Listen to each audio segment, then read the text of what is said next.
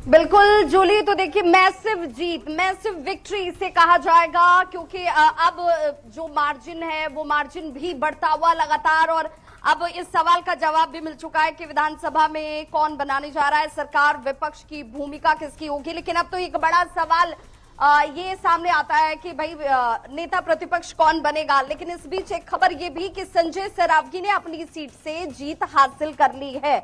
आप लोगों ने इतनी मैसिव विक्ट्री की तरफ आगे कदम बढ़ा दिया है कि नेता प्रतिपक्ष कौन बनेगा, अब ये सवाल हो गया। देखिए, पंजीकृत अपराधी चारा चोर लालू प्रसाद यादव जी के दोनों लाल अपना चुनाव हार रहे हैं और बिहार की जनता का मैंडेट बिल्कुल स्पष्ट है। और जैसा मैंने आपको पहले ही कहा था कि हम लोग 2010 के आंकड़े को पार करेंगे, देखिए हम लोग आंकड़े की उस तरफ बढ़ने लग गए।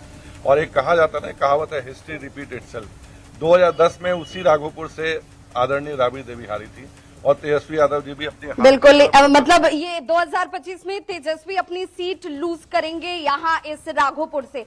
राघोपुर में तेजस्वी की इस हार के बाद क्या उनके लिए राजनीतिक तौर पर भी अब चुनौतियां खड़ी होंगी? नहीं, आपने तेजस्वी यादव जी के बयान को सुना होगा, वो हमेशा कहते थे कि मेरी उम्र कम है। तो जो जिनकी उम्र खुद वो बता रहे कि उम्र कम है, तजुर्बा कम है, जिनके शब्दों की मर्यादा आप देखिए ऐसे तार तार करते हैं, वो लोकतंत्र पे हमला करते हैं और जनमानस को वो आह्वान देते हैं कि बिहार को नेपाल बना लीजिए।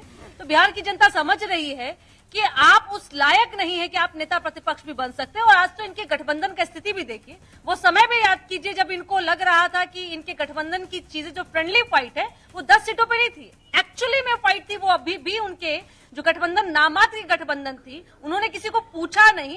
तो ये इमेच्योरिटी जो उनकी झलक रही थी, और बिहार की जनता ने नब्ज पकड़ लिया। बिहार की जनता बहुत ही प्रबुद्ध है, वो नब्ज से पकड़ती है कि लालू के लाल कहलाने के लिए आप है, क्योंकि आपकी राजनीतिक समझ इतनी नहीं है। जिनकी शैक्षणिक योग्यता 10वीं पास नहीं कर पाए, तो वो राजनीति क्या चला पाएंगे, बिहार की जनता। बिल्कुल, तो महागठबंधन की इस परिस्थिति के लिए, इस स्थिति के लिए कई कारक हो सकते हैं। कई कारक में तेजस्वी यादव खुद भी एक बड़े कारक बन गए, और पार्टी के अंदर के बयान या इसे अति महत्वाकांक्षा कह लीजिए, और चीजों को समझ नहीं सके तेजस्वी।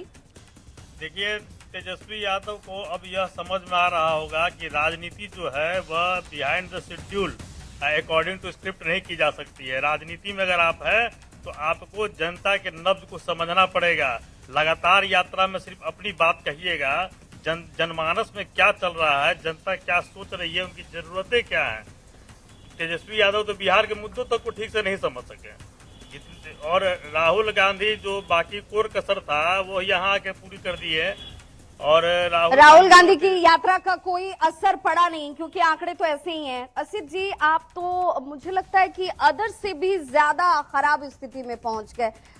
5 पर तो कम से कम वो लीड कर रही है, कांग्रेस तो उससे भी नीचे आ गई। 2010 से भी बुरी परिस्थिति में इस वक्त, 2010 में भी हम 4 पर थे और ये बहुत बुरी स्थिति है। मतलब आपको ये लग रहा है कि चलो 4 तो जीत ही जाएंगे? ये बहुत बुरी स्थिति है और इसको स्वीकार करना होगा कि हम बिहार की मौजूदा राजनीतिक स्थितियों को, जनता के मिजाज को समझने में पूरी तरह से भी बिल्कुल विभा। चलिए, तेजस्वी की उम्र कम थी और आपके पास दोबारा से आओगे। इस वक्त की एक बड़ी खबर सामने आई, सहयोगी संतोष का रुख करते हैं। संतोष, क्या है बड़ी खबर? की एक बड़ी महत्वपूर्ण खबर मिल रही है, सीधी बड़ी स्क्रीन का रुख करेंगे। साहिबगंज से बड़ी खबर मिल रही है, साहिबगंज से इस वक्त की बड़ी खबर।